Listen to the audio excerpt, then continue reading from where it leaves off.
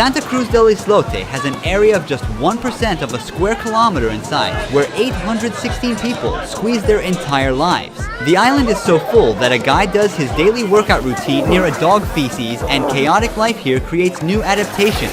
Since we arrived on the island, we've been constantly encountering people no matter where we turn. People come out from every corner. It's impossible to be alone on these crowded streets. Each house here has dozens of people living together in tiny rooms.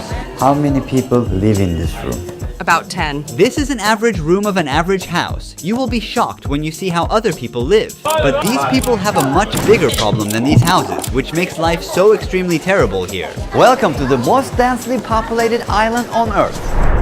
A 2-hour boat ride away from the mainland of Colombia, the island is just a little bigger than a football field in size and has a density of 68,000 people per square kilometer. Even in Hong Kong, known as one of the most densely populated cities in the world, this rate is 6,749. There are only 4 streets, and the place is entirely constructed of concrete. They don't have cars or motorcycles here. We feel the density as soon as we step onto the island. The sounds of people, roasters, waves, and music all mixed together. The homes here tell the story of the island. Let's get inside one now. Can we see inside your house? Yes, you may. See, I don't have anything. Sorry, it's a little dark inside. We don't have electricity here. You can see that they have some laundry work in the hallway and they leave them to dry in this open area. Let's start with this room. Homeowner says 10 people share these 3 beds together. This is my room. How many people sleep on that bed? 3. What about this room? She is not allowing us to enter this room as it's too unorganized. Kids used to sleep here. Since it is too hot, we take the mattresses out of the room because there is no electricity. 7 kids are living in this room alone. They're making use of every bit of space, even the walls. Because they don't own a wardrobe, their clothes, shoes are all over the place. The kitchen is far from being clean because of the water shortage. People use water only for drinking. All other reasons have to be disregarded. Almost any time on the streets we see laundry hung up or just left lying around, some barbers at work, chairs spilling out of homes, children constantly running up and down. 220 families live in houses illegally built. Here, permission is not obtained from any authority, and no one is officially a landowner. Everybody builds their houses wherever they want. When they can't find any space, they build on top of existing buildings. The buildings are so intertwined that sometimes they have to walk through each other's homes to get to the other side. As we get to know islanders more and more, we will discover a very different reason why their future is going to get even worse. Population density defies all logic. We see dishes and leftovers everywhere, and this dog is trying to eat the crumbs left on the spoon. Some people are fishing, others selling food on street corners, and some working on construction. A few are trying their luck with a lottery machine brought to the island, dreaming of becoming rich. As this all happens, there's a birthday celebration, and the party sounds can be heard everywhere. People are striving for comfort in their little space. Is this her own house or is she on a rent? My own house. What is the average rent here? There are some who pay rent because there are people who are not from here. They pay $50 to $75. Usually the only utility they pay for is electricity. There is a crowded family here. They gave the 2nd floor to their married children so that they can stay there. It seems they have a communal life here.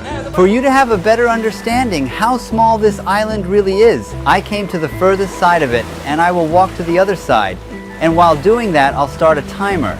Let's see how many minutes it will take.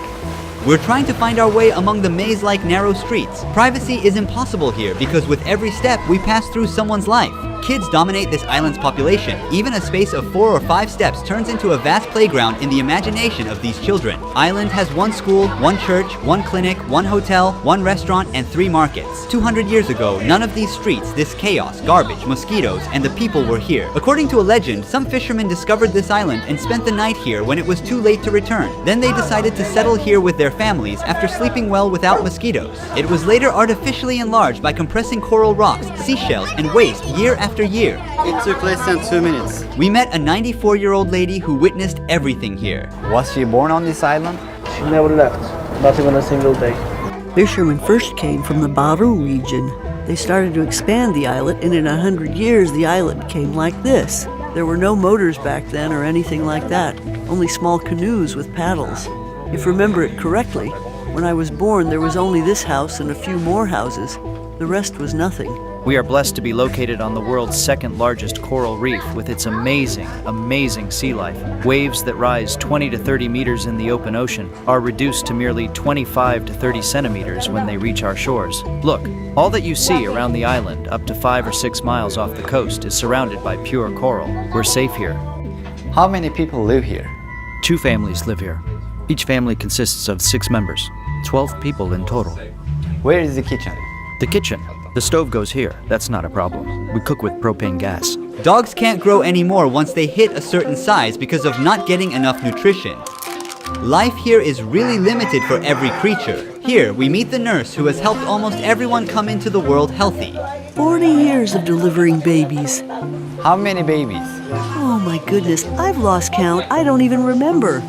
Most of the youth in this town pass through these hands that you see. I delivered almost everyone on this island, and now I'm delivering even their children's children. And I've never had a baby die. Little children with vomiting, a high fever, or diarrhea come to me.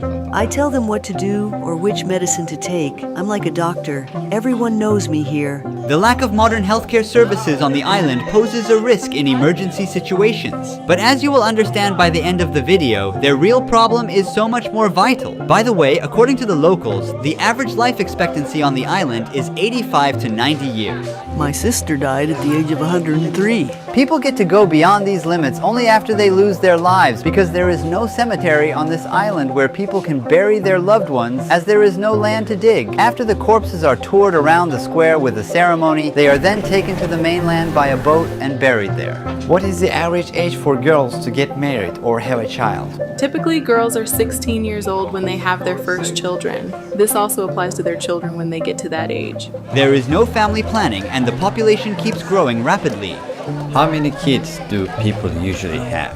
Here, from 2 to 5. Family life here is uniquely laid back. Most of the couples are together without any official marriages. Also, it's not unusual for people to have kids with more than one partner, but that's part of life here. Is she married? I have a husband, but I'm not married. Oh, really? Which means it's all free union. Free. Also, people don't care about their personal space and joke around all the time. One of the biggest problems of the island is trash. Some of these will be in the ocean, some of these will be sent to the mainland. But you can feel the smell and the amount of mosquitoes wherever you go. Is it filming? Most of the waste is hidden in the ocean. Without thinking twice, people just throw their loads of garbage into the water, which they see as a dumping ground. Plastics, glass, and metal pieces. But what you will see next will make you feel more disgusting. Unbelievably, even a toilet can be found at the ocean floor. The crabs swimming in this pollution are some of the important food sources for the residents. And these broken cages were used to hunt these animals. There are some plastic bags in the ocean. People are fishing. These women are washing their clothes. Life is chaotic here. Access to electricity and drinking water here varies depending on the weather conditions. Solar panels are here. This is the way they produce electricity for the island. We have 380 solar panels and 180 batteries, which gives us energy for everything. If the weather is sunny, electricity is provided between 12 a.m. to 5 p.m. Is there something that she wants to change in this island? Mainly the electricity. Look, today we've been without electricity for 4 days. All the greens are hot. You see tomatoes and peppers. Since there isn't enough power, these are not very fresh. These power generators are working. Almost everything people need is provided in the 3 markets on this main street, including medicines. This is the trading center of the island. There's another shop here. You can buy some t-shirts and shorts.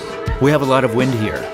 The salt carried by winds damages our devices. The real struggle begins with the obtaining of drinking water, as there is no tap water in here. As you see, they gather the rainwater with these pipes. Not even a single drop of water is wasted. Drinking water? We suffer a lot. There, below the health center, we have a community tank that we call the lung of the island. When it rains, the joy is so immense here that we go partying that day. Here, the drought scares us so much. It takes 7 to 8 months to get some rain here. We store that precious liquid and then we distribute it to all the families equally without skipping anyone. The Navy sees the problem we have here. They let the mayor's office use their ships so that they could bring us some water. This helps a lot.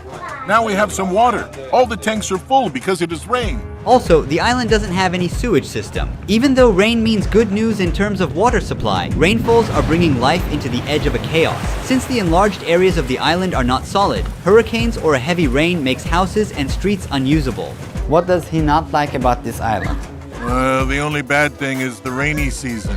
When it rains, the tides rises. All these streets are flooded with seawater. More in September and October. During those months, if these houses didn't have these raised floors, the rainwater would enter the rooms. Keep in mind that they are also without electricity during these seasons.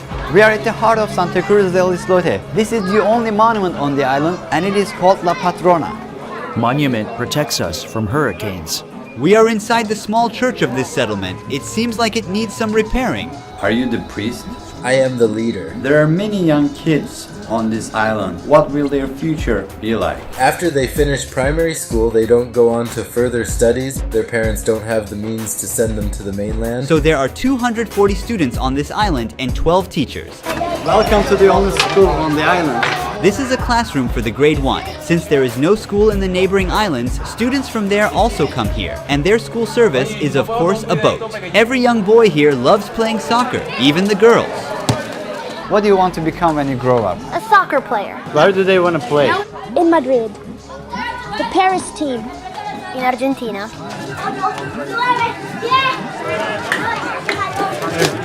Locals are earning their living by tourism. Qualified as a national park, the island charges $2.5 from the tourists for the entrance. With the arrival of these hundreds of tourists every day, a much bigger chaos appears on the streets. For us, tourists are a blessing from God. They are a source of employment, directly or indirectly. I am a bartender.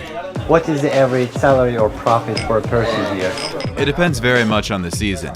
There is a guy who goes diving. If he's lucky, he can make $30 per day. If there are a few tourists, he can only earn $15. A bartender, depending on the tourism season, after expenses and paying workers, can make $50 per day. This is if they can attract foreigners. Here there is an aquarium built for tourists where locals keep fishes, sea turtles, and even sharks in a very limited space. Famous for allowing tourists to swim with these animals, this place significantly contributes to the local economy. Fishing is very important as well, but the people don't really value what the environment provides for themselves. The islanders now have to import fish because of marine pollution and overfishing. When you go out fishing, you no longer catch the same amount of fish. That is to say, right now, the fish in the restaurants is brought here from the mainland. Those who feed roosters are also keen on cockfight. Every Saturday, some islanders bet their money on these events and have fun. This is the only hostel of Santa Cruz del Islote. Let's go inside. A peaceful atmosphere is created for the tourists here. It looks like a silent shelter in chaos. Despite this crowd, there is not even a single police that provides security, nor a state of law on the island. Since everybody knows each other here, they don't need for it. Look, we have 800 people here and we have no police. So you don't see robberies, muggings, or stabbings. We live peacefully here. Our police here are older adults. We respect them so much here. If there is an argument, a misunderstanding, or a fight, the older adults set in and grab us, find out who is right, and then give us advice. Then, we shake hands and keep on being the same brothers and sisters with no hard feelings. Does he have plans to migrate to somewhere else? I'll spend my entire life on this island. I was born and raised right here. I'm going to die right here. In the evening, residents are more active and everywhere is more crowded since the weather cools off. When the sun goes down, the island gets completely dark because there isn't electricity at night. People use candles or flashlights of their mobile phones, which are charged during certain hours to brighten the night. Everyone goes outside of their doorsteps because their houses are very tiny and dark. Besides, there is nothing to do inside of the houses. The darkness never prevents the island's vibrant spirit. There's also a little pub where everyone gathers. Most of the locals drink a lot during the night. We hear Latin music all the time. People are singing and dancing together. Some of them play domino, a very popular game here. And the birthday party is still going on. Some of the garbage from this event is already piled up here. Most of these people living in isolation from the rest of the world have never left these boundaries in their entire lives. They have no desire to leave their small world or to strive to improve their living standards with each passing day. The island community has a deep bond to their homeland and they focus on shared happiness and positive values. The biggest problems of Santa Cruz del Islote are the lack of clean water and insufficient cleaning garbage. Island is not in a position to accommodate more people. Despite all the negatives, people are connected to each other like a big family and are happy. Thank you for watching this documentary. Don't forget to subscribe to my YouTube channel. See you in the next one. Ruhi Chenet was here.